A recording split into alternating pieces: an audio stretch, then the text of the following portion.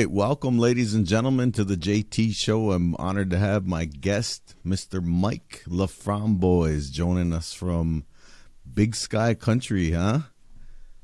Yeah. All the way from Montana. What's going on, bro? What's going How on, you man? been, Is man?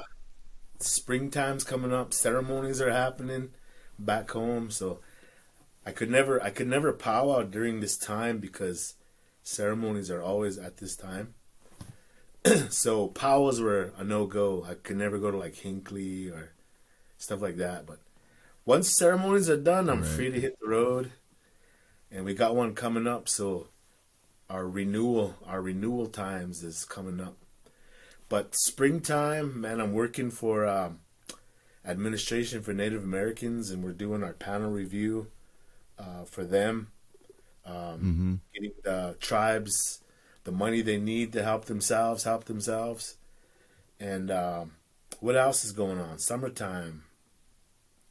Just grateful to be alive, grateful to be enjoying this beautiful weather, whether if I'm in Montana or Wyoming or Oregon or wherever.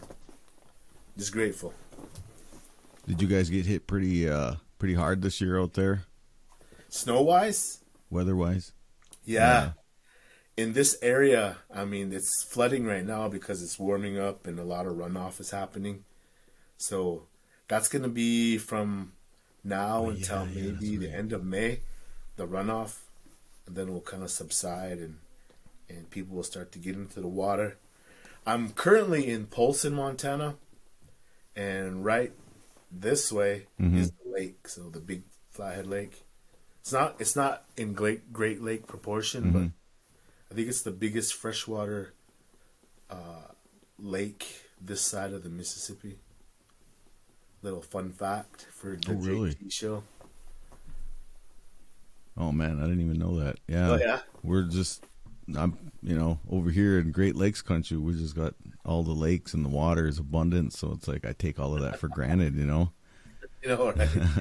Yeah, yeah. You Yeah. guys are when I was out in Oneida and Kashina, you guys. I remember you guys talking about sturgeon fish. You guys still catch those and eat those? Mm-hmm. Dang, those are some huge Mm-hmm. fish. Yeah, from kind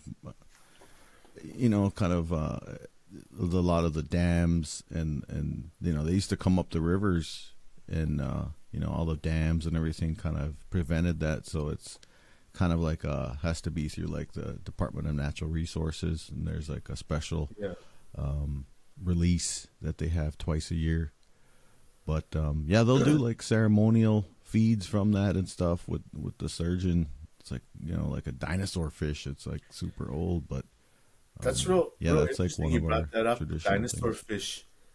They still Mm-hmm. exist, right?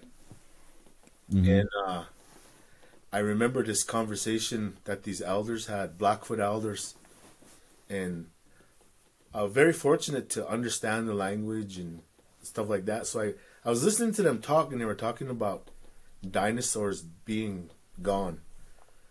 And they said, well, Mm-hmm. these fish, they're prehistoric. How come they still are around? And one elder said, maybe they didn't do their renewing ceremonies. So maybe we should ask the fish, how come you've been here so long? That's their conceptual thinking. Yeah, But yeah, really a yeah. cool way to think is, why did they disappear and that they didn't, They must have continued their ceremonies. Right. You ever eat? What's the best Man, fish you out think there? back on like like my personal favorite I would have to say is walleye. That's like my personal favorite, but Yeah. panfish and bass and stuff like that. A lot of people like trout, brookies and stuff like that around here, and some people I'm not a big fan of like northern pike Oh and man. muskies. I don't know. Yeah. It's kind of that's a real gamey kind of fish. Yeah. But I think walleye is probably my favorite. One of the Gotta first be. fish I caught was a pike. Man, it was huge. Mm-hmm. So surprised, like, holy cow. Their predators though were up in our area. Mm-hmm. Um, So if they were to throw you some fish, they're like, "Hey, cook this up for us." How would you cook it? Would you throw spices on I it, or mean, you gotta either pan fry it or throw some little bit of breadcrumbs on there or some batter, and deep fry it. That's always good too. A couple different ways. I mean, it's good. I don't care any way you cook it as long as it's cooked good with some butter. get those? I'm a Those big hot fan of fish, Cheetos man. hot Cheetos and grind them up, and then Oh, put them on there. Hot right. Cheeto walleye. Yeah, yeah. Shoot, man. Kids these days, they'll put hot Cheetos on anything in it. I could never get Makes into it those. good. What's up with these? I Whatever mean, those when we were ingredients kids, it are, was they're like gonna probably- sugar sandwiches, and I mean, it was like that kind of stuff. Now it's hot Cheetos. Hot It's crazy, Cheetos. man. Yeah. So how about Yeah. you? What's Speaking going on? of You've kids, been powwowing? You've been how's your doing- little ones doing, man? How's your young ones doing? So I got 3. My oldest, he graduated from University of Toronto in Indian mental health, something like Wow. that. But he's back home Nice. doing his thing. My middle daughter, she's a all-state basketballer.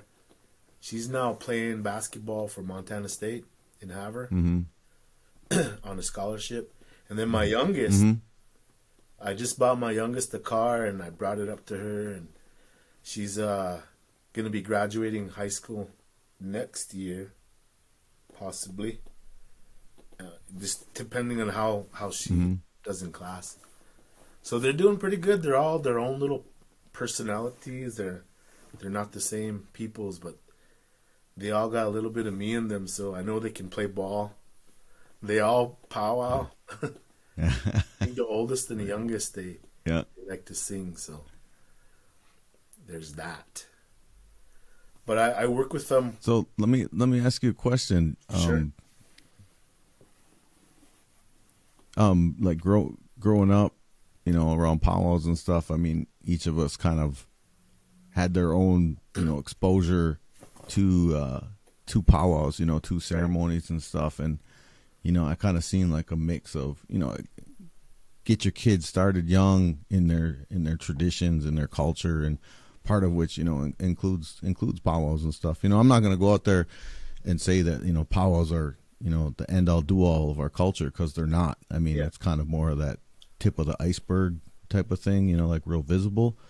But Yeah. how did you go about introducing your kids to powwows? Is it something that they picked up on their own, or was it just like dad's a famous powwow singer, so we got to follow in his footsteps? How did that Yeah, go? so it was kind of ironic.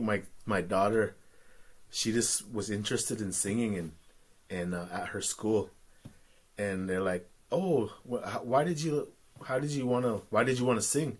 "Oh, well, my dad, he sings." And, "Oh, really? Who's your dad?" Mike LaFromboise." "Your dad's Mike LaFromboise?" So she already got that was in the paper just the other day. She sent that to me, and I was like, dang. But all of my kids kind of just got into it because I was into it, and took them around. Took my middle daughter around to powwows, and her mom was really competitive. Mm-hmm. So if there was a princess type thing, we had to go all out and make sure she got it, raise funds, and that's just her. So now she's still competitive that way in everything she does. So they all do their little own powwow thing. My middle daughter, she dances, but now she plays ball. My oldest, he used to dance, but now he's getting older. And then my youngest, she wants to dance, but she's more into singing. So any way I can help them out, I've been working with them. I'll send like words of the day to them in Blackfoot words of the day. More so like conversational type words rather than just, objects and colors and numbers. Right. Although those are important, that's not really going to help the process to get them to conversate. So when I was at the college, Blackfeet Community College, I was developing this calendar, and there was a word of the day for every day, and I tried to structure it so that every week there was a sentence structure that they could talk. So I thought, well, you'll learn maybe 300 plus words, plus you'll have 52 sentences you can construct for each season. You know, sometimes there's different happenings in the season, like basketball in one, hunting in another, ceremonial stuff in another. So just different aspects of the seasons. I try to incorporate those concepts. So that's what I'm doing with my kids, is just sending them words of the day, and they like it. So other people are like, hey, throw me in the mix. So I got like about maybe 8 people I'll send words of the day. And I was like, well, download the apps I made. I made about 4 apps that are out there. Back in the day, those were like the rage, right? The apps. Right. Yeah. As soon as I mean, finished it's, one, I'm like, man, I mean, it's like the technology is there. Let's use it, you know? Right. But albeit not everybody's technology savvy, so it was a good idea. They're still there, but I guess like They're still them old school folks. Yeah. You don't practice, you don't get good. Yeah. So how long have you been, you know, I mean, obviously all your life, you know, like student of the culture and the language and everything, but how long have you been, like, you know, educational wise, you know, been studying the language? Because I know you were, you know, studying pretty hardcore there, you know, with which is great, because we need more people, you know, in our tribes, you know, continuing our education and continuing especially our language and our culture. But talk a little bit more about that, you know, that progress. Yeah, so I was fortunate to grow up with my grandparents speaking Blackfoot in the house, in the home. And as the oldest kid, I got to live with them. And I just told my grandpa about maybe 30 years ago, I said, hey, just speak Blackfoot to me. He says, okay. You know, so he would help me and he would talk. But when he passed, the only person in our family left was my aunt. And I don't have much contact with her, but when I do, we dialogue in Blackfoot, and any chance I get to speak with somebody, I'll do it, you know. And I just told myself there was in our community, there's like a line, and up to that line, it's shame. And there's maybe a whole nother podcast, but our communities are steeped in that. And we don't want to see other people, you know, because we just lack the knowledge. But I just told myself, I'm just going to speak it. And they're either going to correct me or answer me or make fun. Either way, I'm learning. So that was the kind of the mindset I took. And once I just said that, people just start speaking. And I start learning. And it's going to be lifelong learning. And there's no end. I know fluent speakers that I'm like, I need help with my language. I'm like, man, you're pretty dang good as it is, but so I was looking kind of in the back of who's coming up next, who can learn these. I had a feeling of uncertainty, because in 100 years, all of us in our communities are going to be ancestors, and what are they going to say? Well, I guess they tried to do the language, but didn't really stick. Or they could say, man, those guys put forth a really good effort, and they hustled, and they made it happen. And as a result, we're speaking our language today. And that's what a lot of those elders would say, is that's what defines you, is the language. The language is what defines who you are. Right. But yeah. Yeah. So many tangents for that to go off of and when I do lectures, when I'm teaching, the same concept could go 100 different ways every time, all the time. But it's fun. It's fun to talk about. Oh yeah, man. I mean, I asked that question, but it's like, you know, there's a lot of different ways that we could go with that, but it's like, think the important thing is that you're continuing it. You know, you're constantly learning. You know, that you're sending your friends and your family and your loved ones, you know, words of the day and stuff like that. That's Right. awesome, man. Because you know, I think that's the commitment that it takes. Yeah. So anyway, we were talking about the language and stuff. You know, I mean, it's I think it's the importance of continuing to learn. You know, being students of the game, so to speak. You Right. know, I mean, that's like important, and I think that having that sharing of knowledge and you know even sharing of our multiculturalism, you know, and that's happened from tribe to tribe and Yeah. you know from place to place. You know, I think one thing I was getting at, you know, with asking about our kids and our young ones is, for me growing up, I think going to powwows and going from home in Wisconsin and going to Minnesota and North Dakota and South Dakota and Montana and Idaho and places like that as a young man, you know, still in high school and stuff like that, that was a way for me to escape and get away from, you know, life on the reservation sometimes, which, you know, wasn't always the best, you know, growing up. Hmm. Lots of partying and that kind of stuff, you know, and like nothing ever changed.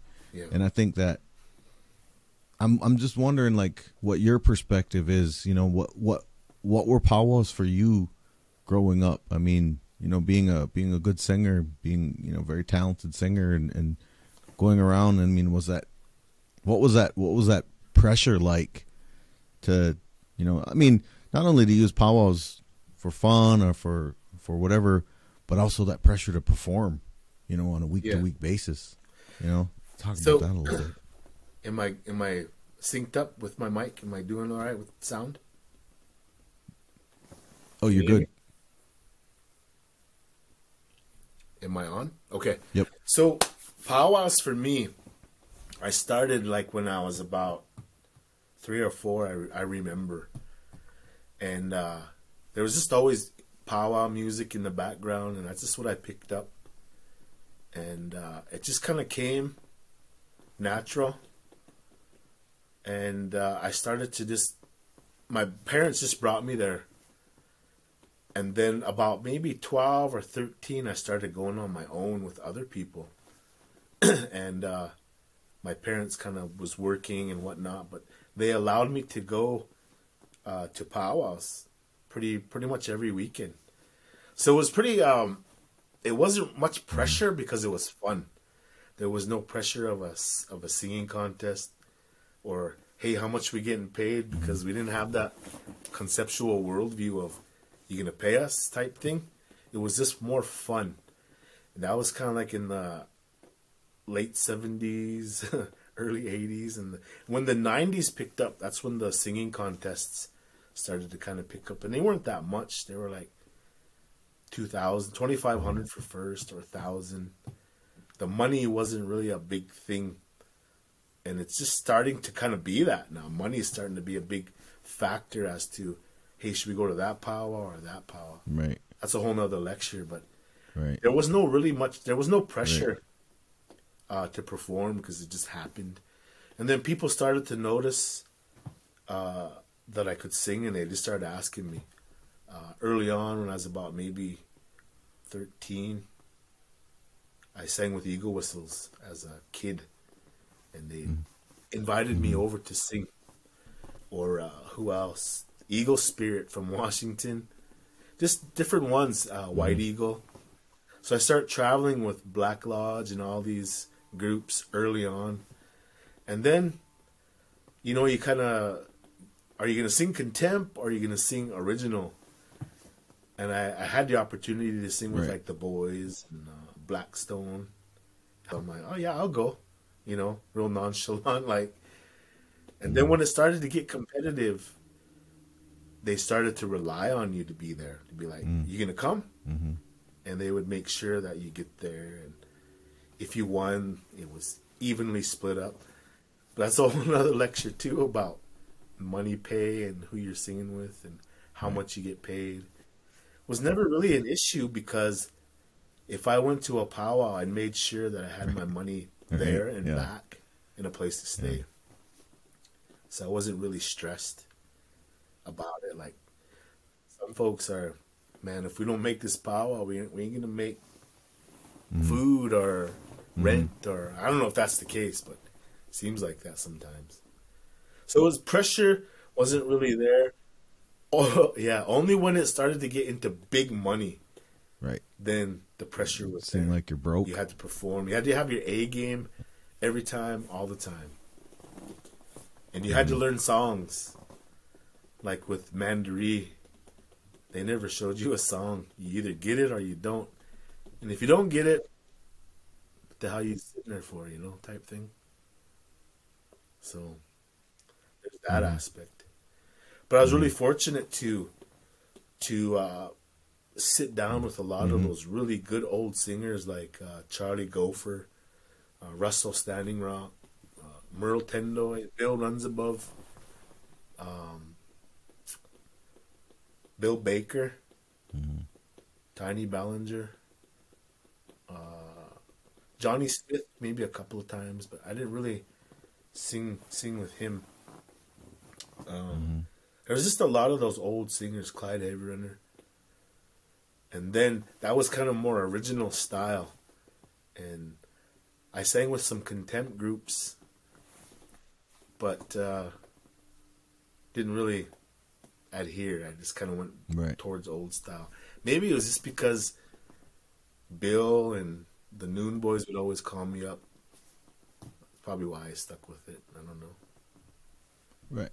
But it's fun. People would always say, a what? Kind of took you under their wing, kind of, so to speak. Yeah. Yeah. Like, for sure they you had did. mentors and there were some leaders things that you just who picked took up you as under you, their wing, as you look, but showed sometimes you they the ropes. have direct teaching to say, this is how you would do this. And then they would rely on me more to carry them. And so that was kind of pressure there too, because they would say, don't start it too high now. I'm like, yeah, all right. But naturally, I couldn't bring it down. I couldn't control it. It would just be always really high.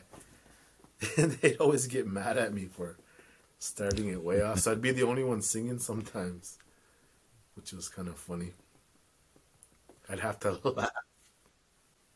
I mean, I think a lot of people who, have followed powwows over the years and stuff. I mean, you're obviously very well known, but very very distinct style, to your voice and your vocal quality and the leads. And for anybody that's who doesn't know, it's kind of like you definitely made your mark, in powwows. And Yeah. I think that's for you. That's something to be, proud of. Quick question though is like you talk about late 70s, early 80s. I think for everybody it's different because I've seen people like start off not maybe the greatest and then they like develop later in life. And then other people like they just found their voice like right away, but then maybe kind of lost it later. I mean, some people just kind of maintain the same all the way through, like like Ron Noon. Yeah. I mean, he's the ageless one. Royce Kingbird, man. Some of these guys that just sound the same year after year after year. I mean, those guys are getting up there in years and they still sound the same. And still sound badass. But for you personally, when did you kind of realize? Was it early on that you kind of realized like, hey, I might have something here? I kind of like you found your own, and then like at what point did you kind of realize like, my mindset I can on that? hold my own. And one of the things I just kind of want to festival. put a precursor on this is that I really don't like talking about myself. I mean, yeah, we do, but I really try to be humble. And when somebody gives me a compliment, I really just try to be like, hey, thank you for that compliment. With the utmost humility, I accept that, type thing. I'm not out there be like, you know what, I can sing with these guys or that guys, and it maybe sound like you're bragging, but In the case like here, we're just dialoguing and you're asking questions. So early on, maybe like about 8 or 9, I 10, I was listening to the High Noon. And I remember going up to Hobima when I was about that age, and they were just young too, and they were starting out. So I started to kind of emulate those guys, Ron and Ted, especially first, and then Alden Weaselchild, and then Bill Runs Above and Seymour. I would try to emulate those guys, and I would practice with tapes to sing along. And I didn't really think I was anything until one time they're like, nobody could lead. They said, this guy, point at him. And kind of surprised myself, like, oh, yeah, okay. So it was kind of maybe about 12, 13, I started to really figure out that I could understand how to sing. There's a lot of singers, really good singers that maintain from the beginning, like Sean Scaburo. He was one of my favorite old style type, and he had it really young, and he kind of lost it, but he still has it. He's got that real old style type voice. Alden Weaselchild, he was started out young, and but he was the people that I put like, oh, I want to be like that guy, Alden. And later on, I got to sing with all those guys, you know, got to hang out with them and travel, and they'd call me up and say, hey, you want to go here? You want to go there? I'm like, yeah, sure. So singing has took me all around all around Canada, all around the United States. Really provided a lot of opportunities. Even right now with this podcast. I mean, you and I met on powwows, in powwows, around powwows, and here we are in our professional settings doing what we do. And but these types of things are very valid because they're identifications of who we are as individual peoples and individual tribal members. And like you said, we share similarities in a lot of the powwow protocols. And in my research, that's what I've concluded, that how powwow was formed in the Sioux way, it's kind of how everybody emulated their powwows with a whistle carrier, a belt carrier, a whip carrier, announcer, a drum, you know, all those officers in those societies I've seen throughout many tribes. So those similarities right there helped me to really learn and understand, especially like with Sioux words. Early on, there was the fad of everybody was singing Sioux songs. And you pick it up and you're like, hey, what does that word mean? And you piece it together, and it was about war. Literally, it was about war. And bringing it back to my community, our ceremonies are based on war as well. So some similarities but differences, but same, but different, but same. So powwows really brought me to this place where I'm at now with what I have.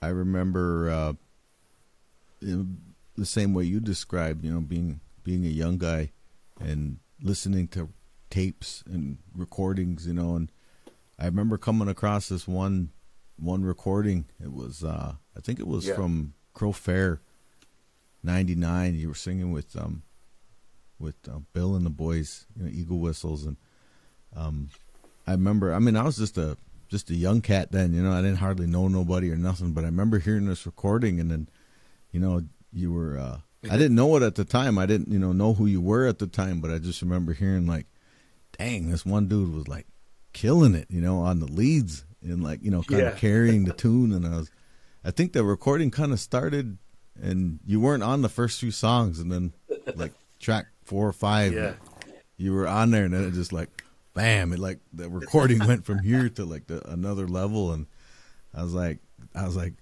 who the fuck is that? You know, like, damn, who's that dude? You know, like just real high, you know. And I was just like, damn. And then that chicken dance, those chicken dances started, and I was just like, shoot, man, that's, I'm gonna try and sing like that, And it was like, I think for a lot of younger people, man, it was like, we too would hear those recordings and stuff, and I just remember hearing that, like, that's one that really stuck out, in my mind, and a lot of the other boys, us younger singers and stuff at the time were like, oh, that's LaFromboise, man, that was LaFromboise, like Mike LaFromboise, man, he's dope, and so like we all looked up to you too, man. So kind of carrying on that mantle, carrying on that torch of legendary status, and stuff. But got to give a shout out to one of our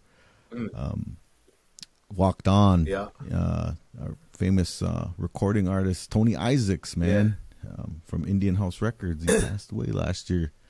Yeah, and, that's who did that recording, and it's like, time flies by, man. And big shout out to Tony. He was and, really and meticulous to his family in how he recorded. He put out he didn't a lot want, of good music for a lot of so years. So he kind of juxtapose Canyon Records. I recorded with Canyon, whereas Tony would be like, "Nah, that doesn't sound good," and I'm like, "Well, how do you know what sounds good?"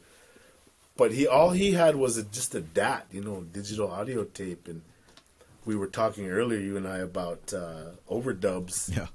But he was pretty cool at making something not good into something, hey, that sounds pretty okay. But in the background, we knew, man, that didn't go like that, Speaking of that, of that 99 recording with Tony, Battle River said, you going to sing with us this weekend? I'm like, yeah, okay. I was like, whatever, didn't care. And then Bill said, here, come over and sit down. Right. I said, I was going to go sing with those other guys. Nah, you just sit here. So I was supposed to sing with Battle River that weekend. And Bill said, no, we're making a recording. I was like, oh, all right. So I couldn't tell him no. So I told those other boys that. I was always like that with them, with Battle River. Anyway, we won it, and they took second, so it all went good. Really? But another thing too on those recordings, everything previous to that, I wish they got a recording of, because I thought I was a better take, sang with Mandarin a lot of times before that. We also sang with Badlands, and we got some recordings on that. Like, damn, she'll. Mm-hmm.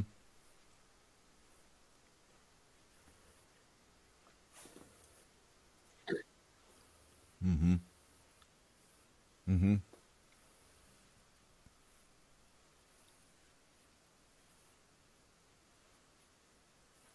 Yeah.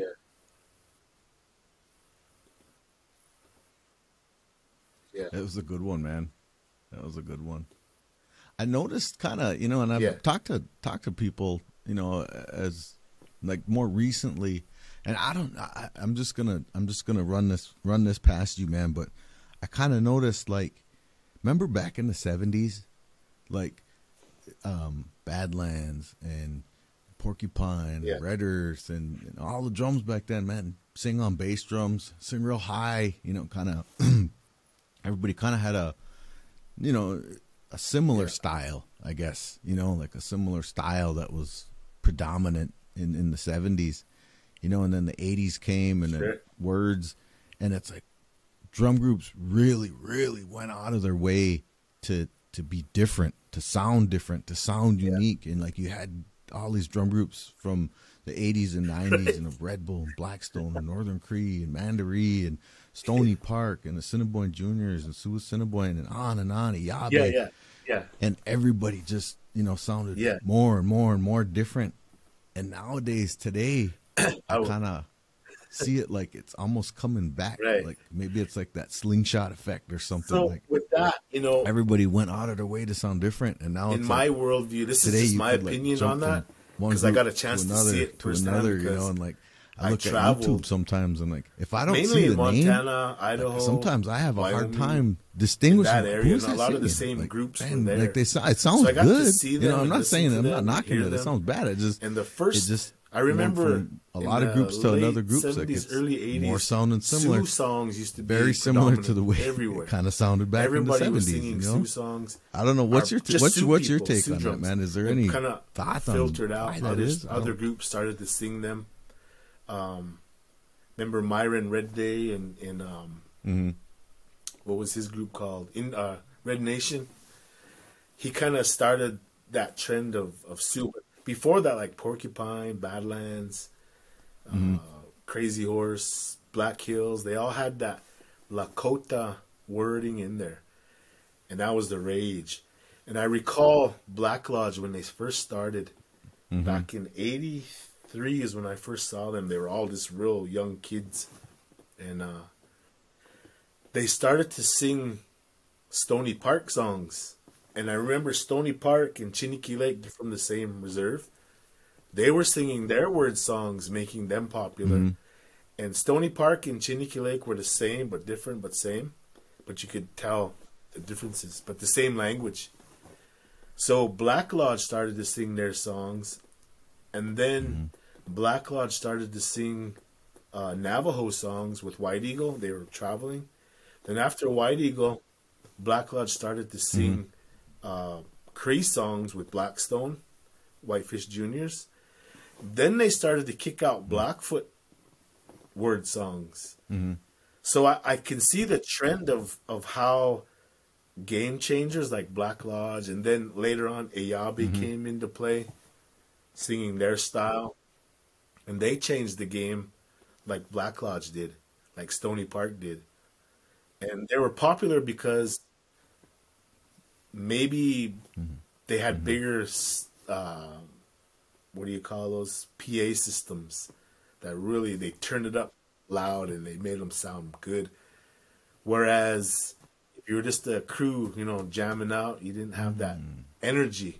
That's a whole nother lecture too, getting into the energy of a sound and why you would go Mm-hmm. watch them is because they're creating energy that you want to be around. It's a whole nother lecture. But going back to the Mm-hmm. topic of how I Mm-hmm. seen that change is they were different and then they started to get really different, and like you said, now they're starting to be the same. At Rocky Boy a Mm-hmm. couple years ago, I remember Northern Cree and Bear Creek Mm-hmm. were hosts, and their styles are the same. And Ojibwe and Cree are the same kind of Yeah. languages. And I'm like, man, I can't even tell the difference if that's Northern Mm-hmm. Cree singing a Bear Creek song or Bear Creek singing a Northern Cree song. Good singers. I'm not, like you said, I'm not knocking them. That was just my observation and how people are starting to emulate other singers, like either old style, Mm-hmm. more so contemporary though, I would say, in the aspects of those groups I named. Blackstone Mm-hmm. was an innovator. They started off Mm-hmm. their style really slow. Red Bull was before Blackstone, and they were kind of upbeat, more up tempo, more Right. contemporary-ish, Right. but also kind of more old style with the slower type songs of traditional or grass. These are really good topics to talk about because we could go Mm-hmm. for days and talk about our opinions and our observations and the facts of what we've seen and what you and I both seen. Yep.